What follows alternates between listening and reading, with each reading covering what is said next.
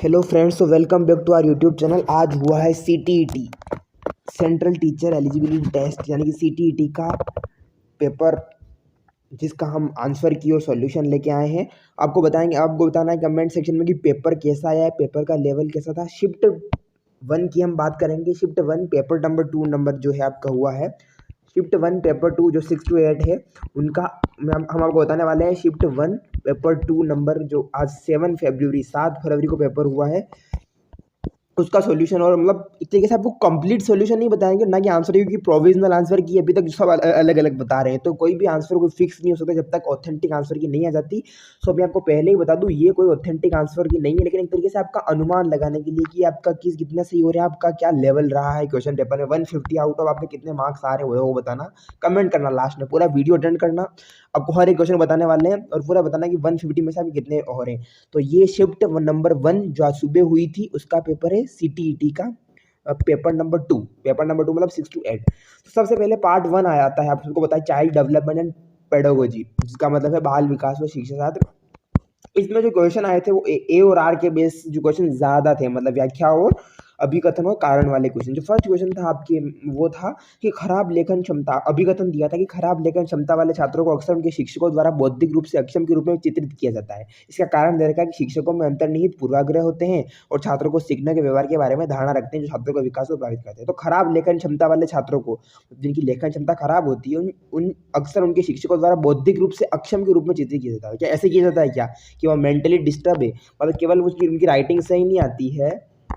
मेरी बात सुनो, students with poor writing abilities, यदि उनको लिखने की क्षमता नहीं हो तो उनको क्या किया जाता है, टीचर को इंटेलेक्चुअली डिसेबल्ड में घोषित किया जाता है। या कारण पूछा है, शिक्षकों में अंतर्निहित पूर्वाग्रह होते हैं, छात्रों को सीखने के व्यवहार के बारे में धारणा रखते हैं, छात्रों के विकास को प्रभावित कर सकते हैं। तो आर तो बिल्कुल सही है क्या, ए सही है क्या? तो इस तरीके से बताना है आपको। अगला क्वेश्चन था कि निम्न में से कौन सा कक्षा में विविधता को बढ़ावा देने का एक तरीका नहीं है। कक्षा में विविधता को बढ़ावा देने के बहुत सारे तरीके हैं। विद्यार्थियों में पृष्ठभूमि और संस्कृति के आधार पर पूर्वाग्रह के अनुकूल का व्यवहार करना, अलग अलग पृष्ठभूमि और संस्कृति के व्यक्ति के साथ बातचीत करने के लिए अवसर प्रदान करना, ये तो है। पाठ्यक्रम में विभिन्न दृष्टिकोण अनुभव को शामिल करना, ये भी है। विद्यार्थियों को उनकी अनूठी पहचान और संस्कृति को व्यक्त करने के लिए प्रोत्साहित करना, ये भी है। लेकिन ऑप्शन नंबर 1 जो है वो वाला नहीं लग रहा है कि विद्यार्थी की पृष्ठभूमि को संस्कृति के आधार पर पूर्वाग्रह के अनुकूल व्यवहार करना, पूर्वाग्रह रूढ़िवादी धारणा उस तरीके से नहीं करना। अधिगम अक्षमता, इसके कारण होने वाली चुनौतियों का सही मेल कौन सा है? पठन वैकल्य, गति संबंध वैकल्य, गुणन वैकल्य, लेखन वैकल्य, इनमें से आपको सही आंसर बताना था। स्वलीनता से जूझ रहे विद्यार्थियों को आशा, स्वलीनता का मतलब आपको सही एक तरीके से नहीं मतलब पता हो तो उसका मतलब आपको इंग्लिश ट्रांसलेशन देखना है। स्वलीनता का मतलब काफी एक शुद्ध हिंदी वर्ड है, इसका इंग्लिश देखो ऑटिज्म। ऑटिज्म से कोई विद्यार्थी जूझ रहा है तो उसको हम कैसे पहचान करोगे? उस जूझ रहे विद्यार्थियों को किसकी आसानी होती है? परिचित और पूर्वान्वयन दिनचर्या का पालन करने में, अजनबियों के साथ संवाद करने में। ऑटिज्म होता क्या है? पहली बात तो गतिविधियों के बीच ऑटिज्म मतलब सोसाइटी के बारे में, सोशल के बारे में ना, बातचीत के दौरान आंखों का संपर्क स्थापित करने में। तो परिचित और पूर्वान्वयन दिनचर्या का पालन करने में एक तरीके से, ठीक है। प्रतिभाशाली बच्चों के बारे में निम्नलिखित में से कौन सा कथन सही नहीं है? आपको कोई क्वेश्चन में डाउट है कि इस क्वेश्चन पर ऑब्जेक्शन लग सकता है, सीबीएसई ने जो सीटीटी का जो सीबीएसई ने एग्जाम करवाया है वो उसमें इन्होंने कौन सा एक तरीके जब ऑथेंटिक आंसर आएगी उसके बारे में, फिर कोई ऐसे क्वेश्चन जो डिलीट होने होता है, ड्रॉप हो सकता है, वो आप कमेंट सेक्शन में जरूर बताना। तो इस तरीके से ये क्वेश्चन पेपर आज हुआ था। हम एवरी क्वेश्चन लगभग 150 क्वेश्चन थे, हर एक तरीके से नहीं बताने वाले क्योंकि काफी लंबा वीडियो हो जाएगा। तो तरीके से फटाफट फटाफट अपने तरीके से चलने वाले हैं। पेडागोजी का लेवल अगर हम बात करें, पेडागोजी का लेवल मॉडरेट था, नॉट इजी कह सकते हो, मतलब हार्ड भी नहीं था, बिल्कुल आसानी से आप सोल्व कर सकते हो। थोड़ा सा अगर आपने उसका बेसिक नॉलेज हो, डीप नॉलेज हो उसके बारे में। जिन विषयों को मौजूदा संज्ञानात्मक संरचनाओं को विस्तार या संशोधन की आवश्यकता होती है उन्हें सीखने में क्या क्या समय लगता है? कम लगता है, ज्यादा लगता है? और वे अवधि के लिए स्मृति बने। जिन विषय वस्तुओं को मौजूदा संज्ञानात्मक संरचना, जो आपकी जो कॉग्निटिव स्ट्रक्चर होती है, उनको विस्तार या संशोधन की आवश्यकता होती है, जिन वस्तु को उन्हें सीखने में संशोधन की आवश्यकता, उन्हें सीखने में कितना लंबा समय लगता है और वे लंबी अवधि के लिए स्मृति में बने रहते हैं, या फिर कम समय लगता है। अच्छा, अगला क्वेश्चन है आपका, इसमें इस तरीके से क्वेश्चन थे आपको, शिक्षण अधिगम की टीचिंग मेथड, टीचिंग एप्टीट्यूड, सब क्वेश्चन इस तरीके से पैडागोजी वगैरह थे इसमें। एक सक्रिय माध्यमिक विद्यालय कक्षा किसके सैद्धांतिक सिद्धांतों पर स्थापित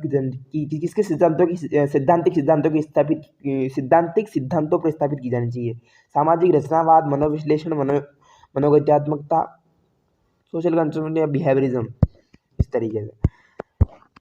अगला था, एक माध्यमिक स्कूल को शिक्षक छात्रों को रणनीतिक स्वप्रेरित शिक्षार्थी बनने में किस प्रकार सक्षम बना सकता है?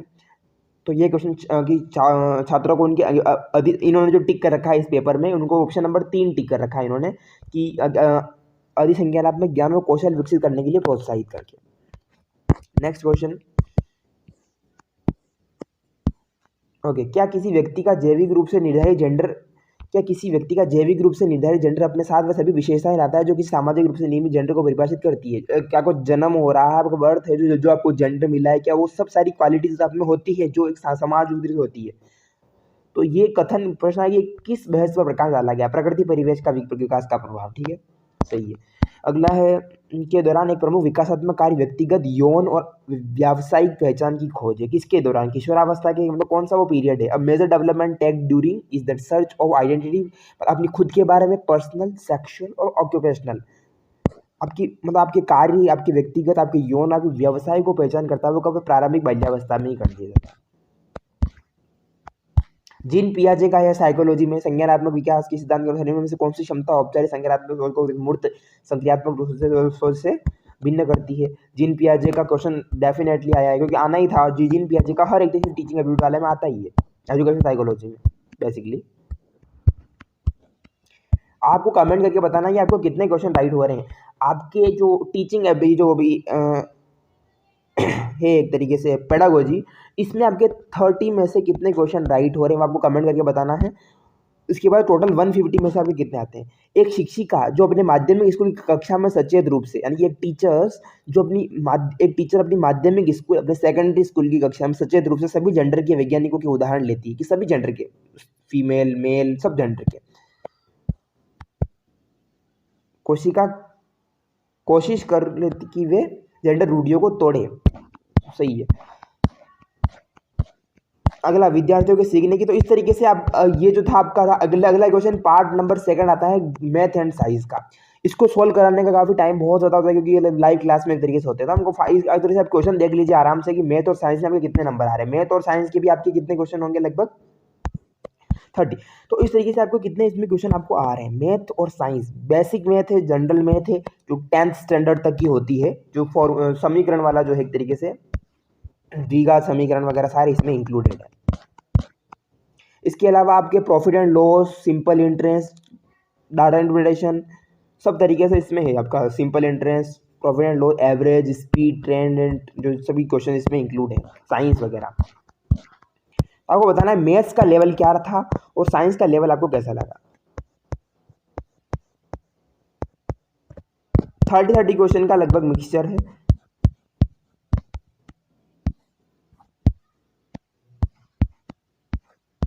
अगला क्वेश्चन, अगला हम आ जाते हैं आपके साइंस के ऊपर।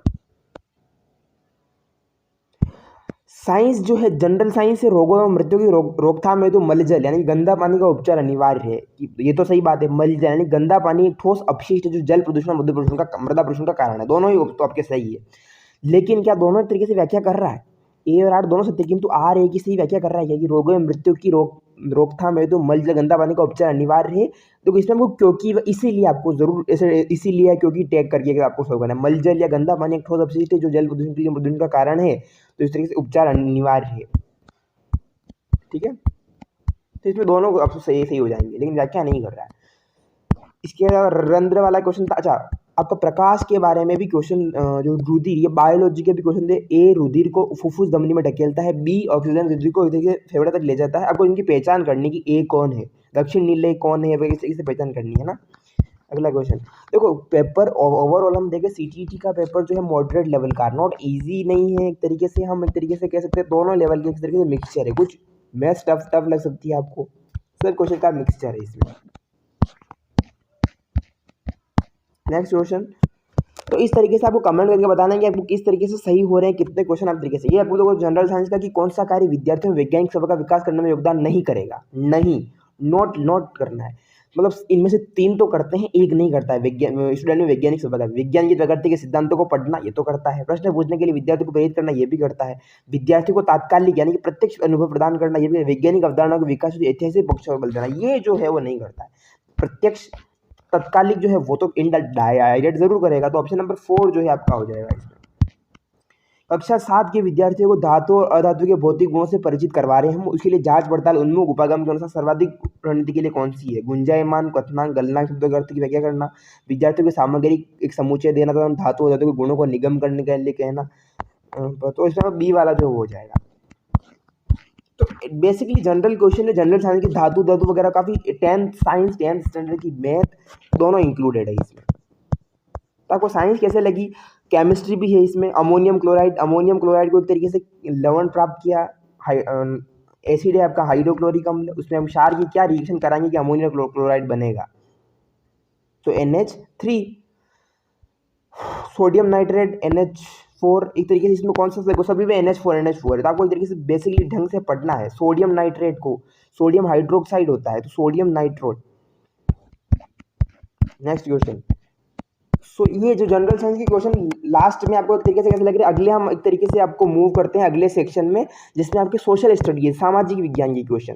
सामाजिक विज्ञान के क्वेश्चन थे जिसमें भारतीय संविधान, जिसके मतलब मैथ साइंस है, जो सोशल साइंस कर रहा है उनके लिए सोशल साइंस ये अटेम्प्ट करना था। तो प्रस्तावना, भारतीय संविधान की प्रस्तावना में अंतर्निहित क्या है? स्वतंत्रता है, न्याय है, समानता है, स्वाधीनता है।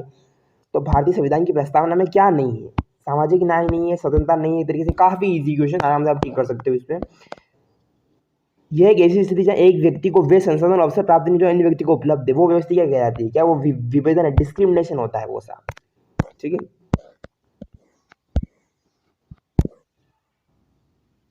डिफरेंसेस या इनइक्वालिटी है ना। तो सोशल साइंस के क्वेश्चन काफी लगभग इजी है। 10 से जो नॉर्मल सोशल साइंस, देखो ग्राम पंचायत, ग्राम सभा कौन क्या क्या करती है? BPL सूची को कौन अनुमोदित करती है? जल स्रोतों का रख रखाव कौन करती है? ग्राम पंचायत करती है। जन संचय का कौन करती है? ग्राम सभा करती है, ग्राम पंचायत करती है। ग्राम सभा, देखो जल स्रोत जो है वो कौन सी? ग्राम। BPL की जो सूची को कौन अनुमोदित कौन करती है? जनपद पंचायत है, उसकी क्षेत्राधिकार ग्राम पंचायत को धन को नियंत्रित करना। ग्राम पंचायत में ध्यान दे रहे तो ग्राम पंचायत खुद नहीं करेगी, वो है जनपद पंचायत। तो C1 इसमें हो जाएगा आपका, जिसमें भी C1 हो रहा है। A2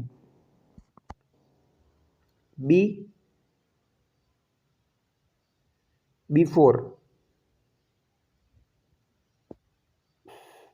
C1 और D3। तो ये 4 वाला तरीके से अकॉर्डिंग हो सकता है, प्रोविजनल आंसर की अकॉर्डिंग। दोहरे भार का क्या संदर्भ है? राज्य द्वारा मौलिक अधिकार। सोशल स्टडीज काफी एक तरीके से इजी था, लगभग इस तरीके से हम लेवल इसका कॉम्प्रोमाइज करें दोनों से। सोशल साइंस, जिनका सोशल साइंस था उनका एक तरीके से आराम से एक तरीके से हम कह सकते हैं। तो ये एक तरीके से था। अगला हम क्वेश्चन पेपर की बात करते हैं। लास्ट तक वीडियो को जरूर देखना, इसके लिए आपको एक तरीके से बताएंगे कि ये PDF कहाँ से कैसे मिल सकती है और इस पर एक्चुअल आंसर की अलग अलग, देखो कोचिंग स्टूडेंट के ज़्यादा चक्कर में नहीं पढ़ना है, वो सब अलग अलग आंसर बताएंगे, आपको कंफ्यूज कर सकते हैं, आपका माइंड डाइवर्ट हो सकता है। आपने मान लो A सही किया, वो बताएंगे B सही है, कोई बताएगा C सही है, कोई बताएगा A सही है, दो लोग A सही है, दो लोग B सही है, तो आपका माइंड डाइवर्ट हो जाएगा, आप उधर से अगला पेपर की तैयारी नहीं कर पाओगे। इसलिए आप जितना हो सके एक पर फोकस करो। इसके अलावा पेपर 1 जो शिफ्ट 2 में होगा उसका भी हम सोल्यूशन करवाने वाले हैं। इसके अलावा सोशल साइंस को हिस्ट्री भी आएगी। 12वीं शताब्दी के लिए असामान्य कलहण ने विविध प्रकार के स्रोतों का इस्तेमाल किया। प्रशस्ति के लेखक के असमान व शासक व उनकी सारी नीतियों के बारे में आलोचना करता था। उनके कौन कौन से सोर्स है शामिल, जिनमें एक तरीके से कलहण के बारे में बताया गया है। हिस्ट्री भी है, मिडाइवल हिस्ट्री, मराठाओं के बारे में देखो क्वेश्चन है।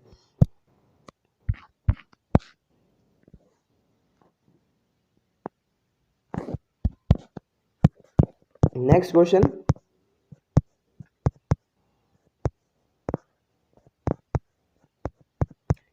तो इस तरीके से आप आराम से एक तरीके से देख सकते हो, इसको पेपर का आप स्क्रीनशॉट लेते जाना, आराम से इस तरीके से सॉल्यूशन कर सकते हो। अगला हम तरीके अगले सेक्शन की ओर मूव करें तो आपका अगला सेक्शन जो है वो आता है 90 वाला, जिसमें हमारा इंग्लिश आती है। लैंग्वेज वाली है, तो बेसिकली जिसकी इंग्लिश लैंग्वेज थी वो ये इंग्लिश वाला क्वेश्चन सॉल्व करेगा, और जिसकी हिंदी थी वो हिंदी वाला करेगा। तो आपके कौन सी थी, इंग्लिश का लेवल कैसा था वो कमेंट करके जरूर बताना। मैं एक तरीके से इनको पर्टिकुलर वीडियो ज़्यादा लंबा हो जाएगा, इसलिए हम पर्सनली देखो पैसेज भी आए थे, पैसेज को ध्यानपूर्वक पढ़ना था, हर एक लाइन को ध्यान पढ़ना था, फिर आपको MCQ लगभग थे। अब जैसे पर्टिकुलरली जो है इसके बारे में पढ़ता है, which part of speech the underline word जो Japan companies particularly excel in this. Particularly एक पर्टिकुलरली क्या है, क्या नाउन है, मतलब पर्टिकुलरली मतलब विशेषतक, कंजक्शन है, एडजेक्टिव है, एडवर्ब है वगैरह इस तरीके से। हिंदी क्या था, हिंदी में आपका गद्यांश वगैरह सब मिक्स थे। कवि अपने मन के, तो इसमें आपको गद्यांश पढ़ना था, पद्यांश पढ़ना था। इसके अलावा हिंदी जो बेसिक व्याकरण होती है 10th स्टैंडर्ड की, जिसमें सब तरह के क्वेश्चन इंक्लूड रहते हैं। हिंदी का लेवल हम तरीके से बात करें तो हिंदी में सब तरह के एक तरीके से क्वेश्चन इसमें इंक्लूड रहते हैं। इसके अलावा ये लैंग्वेज 2 थी इंग्लिश, जो सबको नहीं करनी थी। बेसिकली हिंदी इंग्लिश सबको करनी पड़ती है, और लैंग्वेज 2 इंग्लिश थी। सो ये था एक तरीके से हमारे CTET का आज पेपर 2 नंबर जो हुआ था। आपको एक तरीके से इसमें से कितने क्वेश्चन आ रहे हैं कमेंट करके ज़रूर बताना। CTET का हमने पेपर नंबर 2 करवा दिया है, जो शिफ्ट आज फर्स्ट हुआ था। पेपर 2 क्लास 6 to 8 7 फेब को आज पेपर हुआ है, उसका हमने आपको आंसर की तरीके से बेसिकली मोटा मोटा आइडिया दे दिया कि आपके कितने तरीके से हो रहे हैं। और कमेंट करना कि आपके 150 में से कितने नंबर आ रहे हैं, मतलब एक तरीके से क्या आपका इसमें हो रहा है 150 आउट ऑफ आपके कितने नंबर आ रहे हैं, ये एक तरीके से कमेंट ज़रूर करना। इसके अलावा जो CTET का जो पेपर 2 हुआ है, शिफ्ट नंबर 1 का एक तरीके से मैंने बता दिया है आपको। शिफ्ट नंबर 2 भी जो है पेपर 1 जो क्लास 5 तक बेसिकली प्राइमरी लेवल का, वो भी हम तरीके से सोल्यूशन करवाने। तो आई होप आपको वीडियो पसंद आया होगा। वीडियो पसंद आया तो लाइक करना, चैनल को सब्सक्राइब करना। इस चैनल पे एजुकेशन रिलेटेड हर एग्जाम की, हर लेवल की एक तरीके से आपको मिलता रहेगा तैयारी वगैरह एक तरीके से। तो आई होप कि आपको वीडियो पसंद आया होगा। इसके साथ मिलते हैं अगले वाले वीडियो में। कमेंट करके जरूर बताना आपके कितने हो रहे हैं और आपने कितना सीखा पेपर का। मेरे अकॉर्डिंग ओवरऑल लेवल जो था वो मॉडरेट था। सो मिलते हैं अगले वीडियो में। Thank you so much.